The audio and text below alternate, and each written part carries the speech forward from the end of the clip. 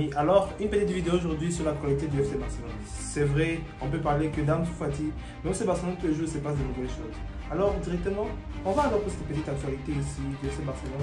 On va parler un peu d'Ansu Fati, de Thomas Lenglet et d'autres joueurs du FC Barcelone, de petite actualité. Et c'est alors parti pour la vidéo. Alors directement, pour commencer la vidéo, il y a d'abord Ansu Fati. Ansu Fati, que Tottenham est entré en contact avec le Barça pour les prêts d'Ansu Fati. Des discussions ont eu lieu sur les conditions du deal.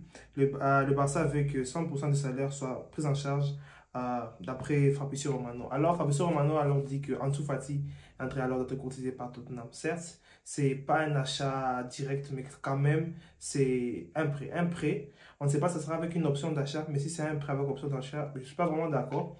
Mais quand même, un prêt pour Ansu Fati, un prêt, si même c'est un prêt payant, ça peut encore être mieux.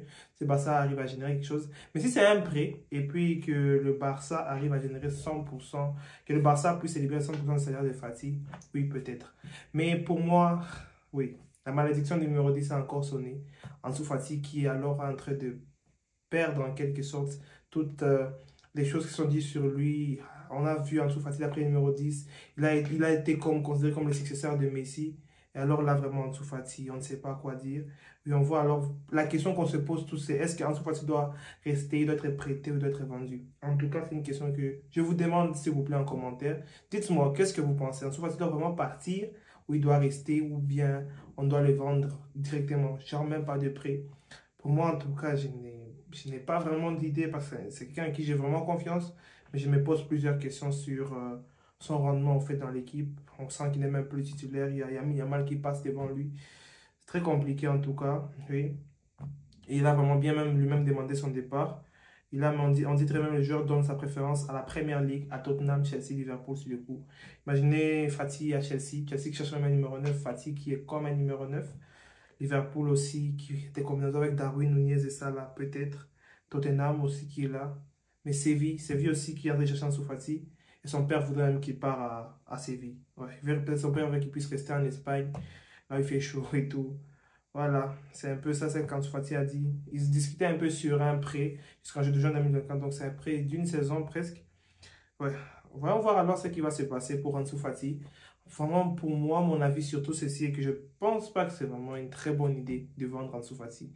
Mais les prêter, est-ce que ça sera pas une manière d'augmenter un peu lui changer un peu de milieu, rester au Barça avec le numéro 10, tout ce qu'on lui donne sur les épaules. Et ce numéro 10 là, c'est pas la blague. C'est comme le numéro 7 à Manchester United. Cristiano a fait des choses là-bas, il voudra un numéro 7. Après là, ça devient compliqué. Ça devient très compliqué. On a vu des Memphis, des Payet, des Di Maria.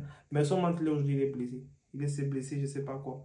Imaginez-vous le 10 au Barça. Je veux en tout cas que ce numéro 10 là soit très très loin d'Lamine Yamal. Vraiment très très loin d'Lamine Yamal. En tout cas, je ne veux pas.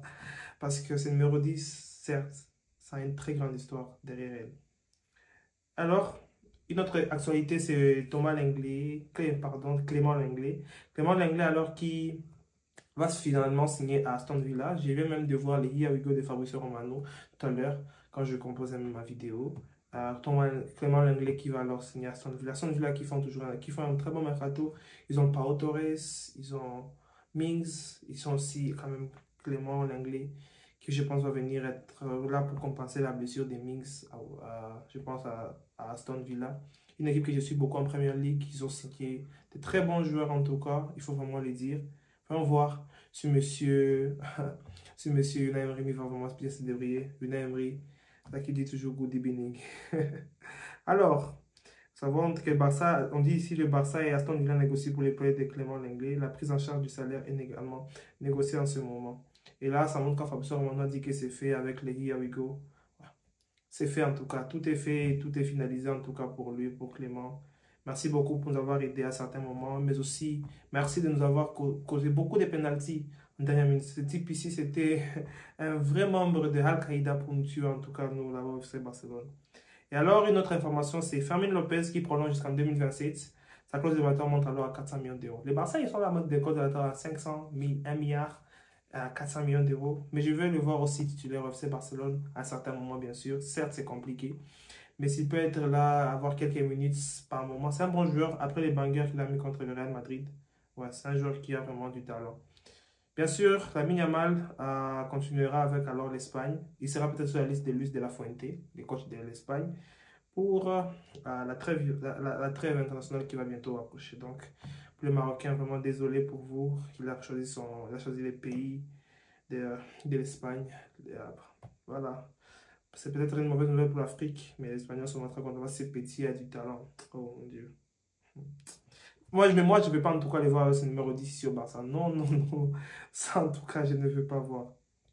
Bien sûr, pour information, c'est alors Abdé. Abdé estime que l'arrivée de Joao Félix signifie qu'il n'aura plus de temps de jeu. Ça veut que le joueur reste, mais Abdé fait pression pour partir depuis quelques jours. Alors, Abdé a envie vraiment de partir, mais une chose qu'on connaît, qu'en Liga, les clubs n'ont pas d'argent pour le payer. Il veut bien rester en Espagne, mais en Liga, il n'y a pas vraiment d'argent pour le payer. Et le Barça ne veut pas encore de prêt. Ils veulent soit de l'argent direct ou soit rien en fait. Alors, Abdé veut vraiment partir. Il a remarqué que si Joao Félix arrive, il n'aura presque pas de temps de jeu parce qu'il est déjà dévancé par Ferran Torres, par Lamine Yamal qui a 16 ans. Imagine se faire dévancer par un petit de 16 ans. Et aussi par d'autres joueurs. Voilà, c'est un peu ça. C'est très difficile pour lui. On se retrouve pour parler encore de tout ça dans les autres actualités du FC Barcelone. Pour continuer, Lewandowski qui a dit que les Barça ils sont mieux quand ils jouent à 3. Est-ce que vous êtes d'accord? Dites-moi. À 3 en attaque, pardon. Sur en attaque, dites-moi. Parce que je pense que oui, le Barça est très offensif quand il joue à 3. Quand il y a l'entrée de Ferran Torres et quelqu'un d'autre du côté. Quand j'imagine Lewandowski avec Ferran Torres, Lamine Yamal ou Rafinha, le Barça est plus pertinent. Parce qu'avoir 4 milieux, c'est beaucoup de densité au milieu de terrain qui se prolonge, qui a cette capacité que Gundogan a. Si même deux joueurs de Barcelone avaient cette capacité de Gundogan, certes Gavi commence à développer cela, mais quand même le Barça est plus tranchant quand il joue quand même à 3 devant. Ça, c'est quand même vrai. Alors, l'FC Barcelone est sur le point de signer Peterson Novaes de Flamengo dans le cadre d'un prêt avec option d'achat de 3 millions d'euros, 3 à 4 millions d'euros. Je ne le connais pas. Voilà, c'est fini.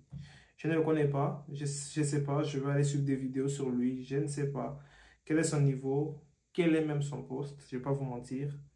Mais on va suivre en tout cas ça à des prix. Et alors, maintenant les Barça aussi quand même, on a dit quoi, quand ça le contrat le numéro 2, et Baldé sera numéro 3 du club. Ouais. Imagine, alors les Barça quand même son double, sa ligne défensive, être vraiment très solide avec Cancelo et Baldé. Je me lave les mains, je me frotte déjà les mains parce que ça sera très bien à suivre ça. Bien sûr, voilà la défense du Barça, c'est encore le bac. Le bac reste, le bac ne tombe jamais. Cancelo, Baldé, Monsieur Alauro et bien sûr Jules Koundé, le bac ne tombera jamais en tout cas. Le bac sera toujours là. Oui, et voici les concepts dingues d'une maison pour Lionel Messi à Miami. Oui, regardez-moi cette maison, c'est de ouf. Je voulais finir cette vidéo avec ça, c'est vraiment une maison de ouf, waouh. Hey, c'est vraiment, il y a des concepts magiques ici à côté. On va voir ce qui va alors se passer. Ça va vraiment être possible en tout cas. Alors, merci d'avoir suivi cette vidéo. On se retrouve prochainement pour la prochaine vidéo. J'espère que vous aimez ces concepts. Abonnez-vous à la chaîne. On se retrouve pour la prochaine vidéo. Et alors, ciao.